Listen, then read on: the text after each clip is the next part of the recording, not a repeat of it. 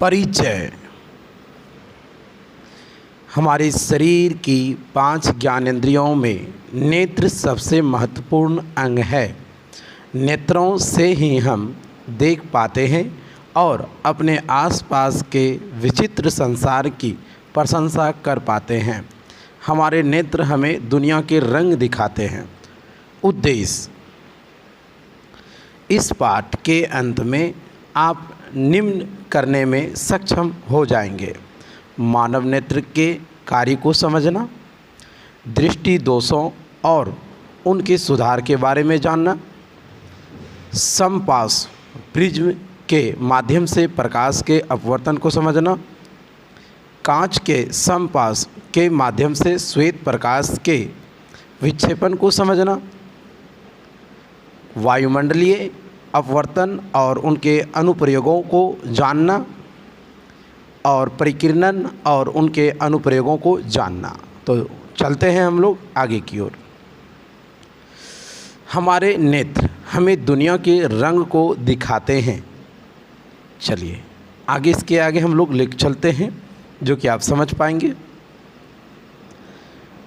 हमारी आँख के बारे में आपको समझना बहुत ज़रूरी है। देखिए, स्वच्छ मंडल जिसको हम कॉर्निया कहते हैं, यह पुतली की सामने वाली सतह पर स्थित पारदर्शी उभारा होता है जो प्रकाश स्वच्छ मंडल के माध्यम से ही नेत्र में प्रवेश करती है। परितालिका जिसको हम आइरिस कहते हैं, यह कॉर्निया के पीछे स्थित एक पतली और एक वृत्ताकार झिल्ली होती है जो कि पुतली की आकार को नियंत्रित करती है। अब आते हैं हम लोग आगे, जिसको हम पुतली कहते हैं। यह परितालिका के बीचों बीच स्थित एक छिद्र होता है जो कि काला दिखाई देता है और नेत्र में प्रवेश करने वाली प्रकाश की मात्रा को फैलाकर या सिकुड़कर नियंत्रित करती है। इसके आगे हम लोग ले चलते हैं जिसको हम दृष्टिपटल या रेटिना कहते हैं। यह एक बेहतर पतली झिल्ली है जो कि एक पर्दे की भांति कार्य करती है। अभिनेत्र लेंस रेटिना पर किसी भी वस्तु का वास्तविक तथा उल्टा प्रतिबिंब बनाता है। तो यहाँ तक हमने सीखा। इसके आगे आपको लेकर चलते हैं, समंजन क्षमता के बारे में बताते हैं। मानव नेत्र फोकस दूरी को बढ़ाना या घटाने की सक्षम होती है। ये समंजस क्षमता कहलाती है। इसे संयोजन की क्षमता भी कहते हैं। इसके आगे आप लोगों को लिख चलते हैं। देखिए क्या है,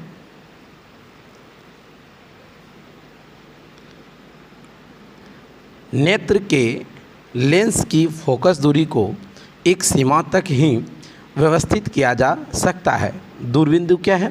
वह अधिकतम दूरी जहां तक हम किसी दूरस्थ वस्तु को स्पष्ट देख पाते हैं। किसी दूरस्थ वस्तु को स्पष्ट देखने के लिए पक्षामी पेशियां ढीली होकर नेत्र के लेंस की पतला कर देती है।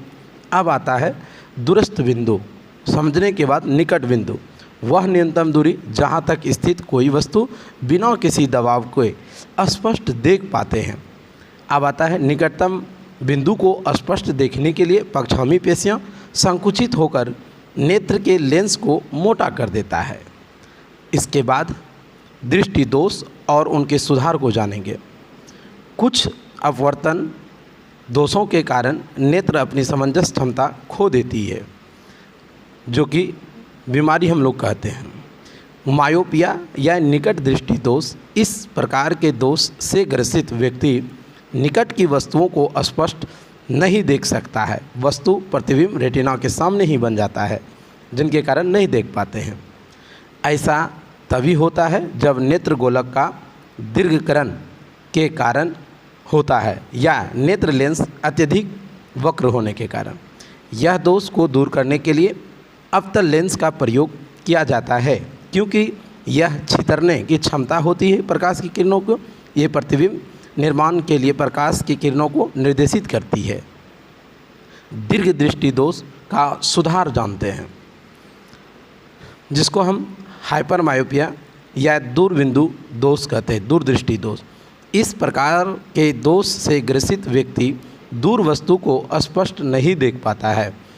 इसमें नेत्र लेंस के द्वारा प्रकाश की किरणों का प्रतिबिंब रेटिना के पीछे बना देता है। ऐसा तभी होता है जब नेत्र गोलक का केंद्रीय लंबाई की वृद्धि के कारण होता है। नेत्र गोलक का आकार कम हो जाता है। इस दोष के सुधार के लिए उत्तल लेंस का प्रयोग किया जाता है, जो कि प्रकाश की किरणों को रेटिना पर अभिमुख कराता है, जिससे प्रतिबिंबीकरण होता है। वह व्यक्ति दूरस्थ वस्तु को स्पष्ट देख पाता है। अब आता है इसके बाद वाली दोष, जरा दृष्टि दोष, और इनके सुधार को जानेंगे। जरा दूरदृष्टता, देखिए इसके अंतर्गत क्या है। इस प्रकार के दोष से ग्रसित व्यक्ति ना तो निकट की वस्तु को स्पष्ट देख पाता है, ना ही दूर की वस्तु को। तो इसका निवारण क्या है, यह दोष का कारण क्या है। यह दोष बढ़ती हुई उम्र के साथ होता है, दुर्लभ हो रही है। पक्षामी पेशियों और नेत्र लेंस की जो लचीलेपन के कमी के कारण होता है। यह दोष को दूर करने के लिए व्यक्तियों को द्विकेंद्रीय लेंस धारण करना पड़ता है, जिससे कि ऊपरी भाग में अवतल और निचले भाग में उत्तल लगाया होता है। चलते हैं इसके आगे।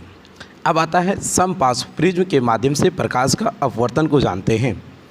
देखिए, एक माध्यम से दूसरे माध्यम की ओर यात्रा करते समय प्रकाश के मुड़ाव को अपवर्तन कहते हैं, ठीक है, जिसको हम मुड़ाव को विचलन कहते हैं, विचलित कहते हैं। देखिए कि क्या है, जब यह प्रिज्म दो त्रिकोणीय आधारों और तीन चकोर तलों वाले एक ठोस आकृति, प्रत्येक तल के मध्य कोण एक समपार्श्व कोण कहलाती है। देखिए, यह रंग के प्रकाश की किरणों एक कांच के प्रिज्म पर आपतित होती है और अविलंब की ओर मुड़कर हवा में कांच में प्रवेश कर जाती है। यह इसके पश्चात सीधी गमन करते हुए यह अविलंब से दूर कांच में प्रवेश करती है और आपतित किरण और अपवर्तित किरण एक ही कोण पर है, जो कि विचलन कोण कहलाती है। चलिए, इसके बाद हम लोग जानते हैं विक्षेपण के बारे में। श्वेत प्रकाश का विक्षेपण कांच के द्वारा। देखिए, आप प्रिज्म देख पा रहे हैं, इस प्रिज्म से होकर के श्वेत प्रकाश को गुजारेंगे तो आप जान पाएंगे कि किस प्रकार से ये विभक्त होती है रंगें, और ऐसा क्यों होता है। जब कांच में समपार्श्व प्रिज्म से श्वेत प्रकाश डाला जाता है या 7 रंगों में विखंडित हो जाता है, बैगनी, गहरा नीला, नीला, हरा, पीला, नारंगी और लाल, जो कि आपको दिख पा रहा है इस प्रिज्म से होकर गुजरने, इस घटना को श्वेत प्रकाश का विक्षेपण भी कहलाती है। विक्षेपण का कारण क्या है, ये श्वेत प्रकाश 7 विभिन्न आवृत्तियों पर आधारित होता है, जो कि एक विभिन्न रंग एक अनुरूप होता है, जिनके कारण ऐसा हमको दिखाई देता है। प्रत्येक रंग का विचलन कोण भिन्न होता है, जिसके कारण प्रत्येक रंग एक भिन्न कोण पर झुकता है और इस रंग का समूह दिखाया जाता है, जिसे कि आप समझ पा रहे होंगे कि इंद्रधनुष जो बनता है इन्हीं विक्षेपण के कारण बनता है। अब आता है पुनः संयोजन और इंद्रधनुष क्या है। पुनः संयोजन का मतलब होता है जब श्वेत प्रकाश को एक प्रिज्म से होकर गुजारा जाता है तो उसके विपरीत दूसरी तरफ प्रिज्म को उल्टा देने पर 7 रंग जो है एक निश्चित अनुपात से डालने पर श्वेत प्रकाश पुनः प्राप्त होती है, जो कि पूर्ण संयोजन कहलाती है। ठीक है, तो पूर्ण संयोजन को आप अच्छी तरह से समझ पा रहे होंगे। मैंने जो बताया कि प्रिज्म से श्वेत प्रकाश को डालें और दूसरी तरफ उल्टे तरफ प्रिज्म को 7 रंग को एक निश्चित ज्यामिति पर डालने के बाद एक तरफ से दूसरी तरफ से प्रिज्म की दूसरी तरफ से आपको श्वेत प्रकाश प्राप्त होंगे।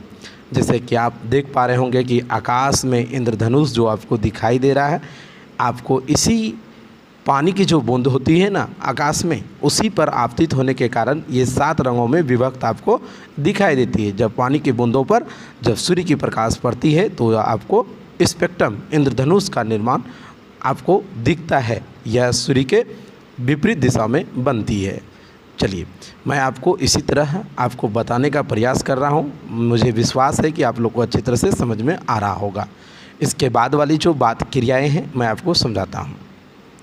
देखिए, होता क्या है कि बच्चे जब तक 3D माध्यमों से नहीं समझता है तो नहीं समझ पाता है। देखिए, एक पूर्ण संयोजन एक ऐसी घटना होती है जो कि विक्षेपण का विलोम होता है। इंद्रधनुष एक प्राकृतिक रूप से होने वाली घटना है जो कि सूर्य के प्रकाश के विक्षेपण की घटना के कारण इंद्रधनुष का बनना होता है और आकाश में यह सदैव सूर्य की विपरीत दिशा में दिखाई देती है। ये बात मैंने आपको सुस्पष्ट से बता दिया। वायुमंडलीय अपवर्तनों और उनके कुछ अनुप्रयोग को हम लोग समझेंगे। तो देखिए क्या है, जब हमारा वायुमंडल में किसी स्थान विशेष पर समान रूप से संघन नहीं है, स्थानीय परिस्थिति पर निर्भर करने के कारण यह धरातल के निकट गर्म या ठंडा हो सकता है। गर्म वायु ठंडी वायु की अपेक्षा हल्की होती है, अतः इसके अपवर्तनीय सूचक ठंडी वायु के अपवर्तनांक सूचक से अपेक्षा कम होता है। ये कारण वायुमंडल में प्रवेश करने वाली सूर्य अथवा तारे का प्रकाश आपवर्तित होने के कारण इसे वायुमंडलीय अपवर्तनांक के नाम से भी जाना जाता है। आप लोग देखे भी होंगे कि यह बहुत दूर होने के कारण वायुमंडल में ऐसा होता है। तारों का टिमटिमाना वायुमंडलीय अपवर्तन का एक कारण है, क्योंकि आप जानते हैं यह तारों से आ रही प्रकाश जैसे कि वायुमंडल से होकर के गुजरता है। तारों की जो वास्तविक स्थिति की अपेक्षा उसकी सामान्य और आभासी स्थिति दिखाई देती है, और साथ ही वातावरण के एक गतात्मक प्रकृति के कारण तारों का जो प्रकाश का अस्थिर भी होता है, और इसी कारण है कि तारे टिमटिमाता हुआ हमें प्रतीत होता है। हाँ, हम लोग जानते भी हैं। अब आपको बताते हैं कि वायुमंडलीय अपवर्तन उनके अनुप्रयोग हमारे हिसाब से सूर्योदय तब होता है जब सूर्य क्षितिज से ऊपर आता है। जब सूर्य क्षितिज से नीचे होती है तब वायुमंडलीय परतों के घनत्व अंतर के कारण यह सूर्य का प्रकाश वायुमंडल में एक प्रविष्ट होते हुए अपवर्तित होता है। इसी कारण सूर्य क्षितिज के ऊपर दिखाई देता है, और सूर्य वास्तव में क्षितिज पर पहुंचने में 2 मिनट पूर्व हम सूर्योदय देख पाते हैं। सूर्योदय और इसी प्रकार जब वायुमंडलीय के अपवर्तन के कारण ही सूर्यास्त में भी हमें 2 मिनट देर तक दिखाई देती है। आप देखते ही होंगे। प्रकाश का परिकिरण और इनके अनुप्रयोग के ही अंतर्गत हम लोग और एक चीज़ जानते हैं। वायुमंडल से होकर गुजरने के दौरान जब धूल कण और वायु अणुओं के द्वारा प्रकाश फैल जाती है और इस प्रकार के परिकिरण कहलाती है। जब परिकिरण प्रकाश का रंग परिकिरण हो रहे अणुओं के आधार पर निर्भर करता है, जिसको हम टिंडन प्रभाव के नाम से जानते हैं। जब प्रकाश किसी कलीय घोल पर डाला जाता है तब वह कली कणों के द्वारा अपवर्तित परिकिरण हो जाती है और इसी कारण प्रकाश के पथ पे दिखाई देता है, और यह टिंडन प्रभाव कहलाती है।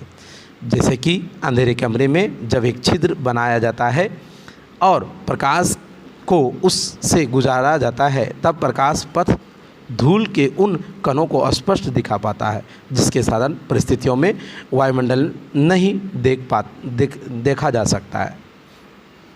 और इन्हीं के अनुप्रयोग को हम लोग जानते हैं। देखिए क्या है, प्रकाश के परिकिरण के उदाहरण निम्न हैं। जैसे आप देख पाएंगे, आकाश का रंग नीला होना। जब सूर्य का प्रकाश वायुमंडल से होकर गुजरता है तो अन्य रंगों की अपेक्षा नीला प्रकाश अत्यधिक वर्णित हो जाता है, क्योंकि नीले रंग का तरंगदैर्घ्य वायुमंडल के अच्छे कणों के द्वारा जो विकिरण होने का एक अनुमानतः होता है, जो कि नीले रंग हम तक पहुंच पाती है, और आकाश का रंग हमें नीला दिखाई देने लगता है। इसका अर्थ यह हुआ कि यदि धरती का वायुमंडल ना हो तो आकाश हमें काला दिखाई देगा। तो आपको हम पिक्चर के माध्यम से भी इन चीज़ों को दिखाएंगे। देखिए, सूर्योदय और सूर्यास्त के समय हमें रंग जो दिखाई देता है, क्यों दिखाई देता है?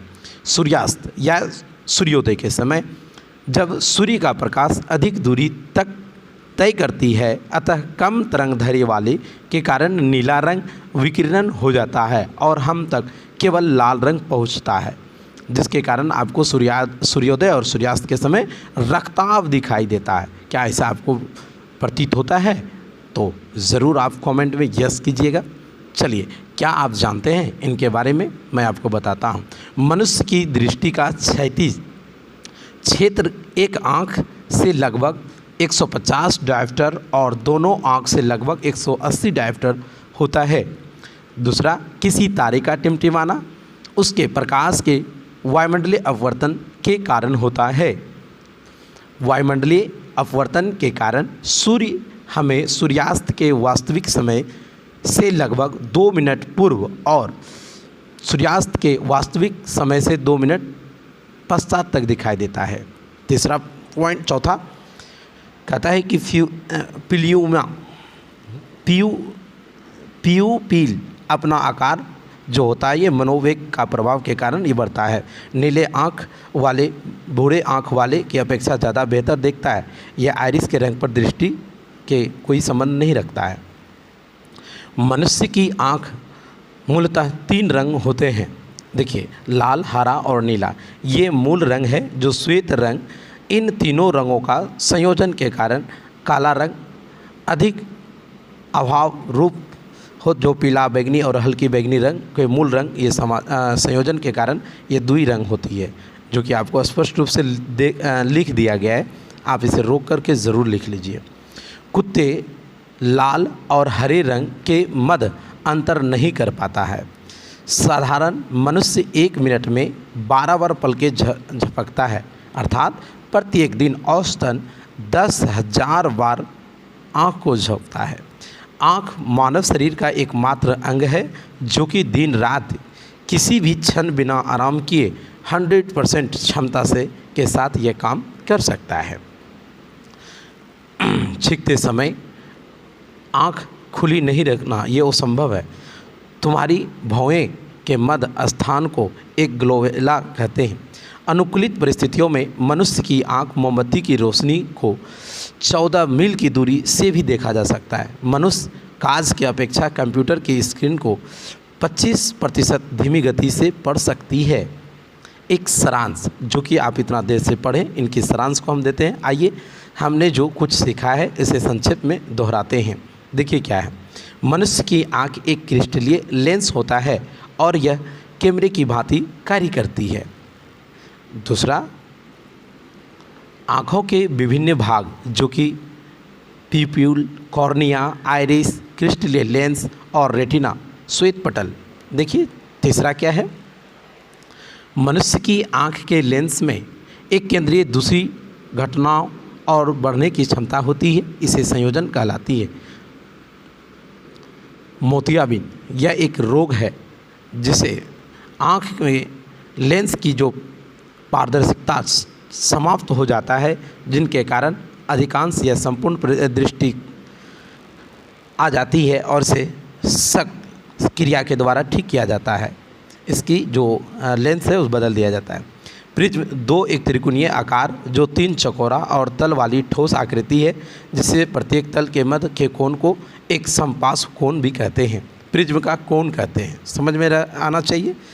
चलिए, जब कांच के एक प्रिज्म पर श्वेत प्रकाश डाला जाता है तो यह 7 रंगों में विखंडित हो जाता है। बैगनी, गहरा नीला, नीला, हरा, पीला, नारंगी और लाल। इस घटना को श्वेत प्रकाश का परिकिरणन भी कहा जाता है। चलिए इसके आगे देखते हैं हम लोग क्या है। इसके आगे जो है देखिए, ये पुनः संयोजन एक ऐसी घटना है जो कि एक परिकिरणन का विलोम होता है। देखे थे आप कि प्रिज्म पर श्वेत प्रकाश डालने के बाद प्रकाश का अपवर्तन, जब प्रकाश वायुमंडल के विभिन्न परतों से होकर गुजरती है तो वायुमंडलीय अपवर्तनांक कहलाती है। चलिए इसके आगे देखिए क्या है। इसके आगे टिंडन प्रवाह, जब प्रकाश किसी कणीय घोल पर डाला जाता है वह कलीय घोलों के द्वारा परिकिरणन हो जाता है और यह कारण प्रकाश के पथ दिखाई देने लगता है। प्रकाश के जब कण पर पड़ती है, जब प्रकाश वायुमंडल से होकर गुजरती है तो यह धूल कण और अन्य वायु कणों के द्वारा फैल जाती है। चलिए धन्यवाद।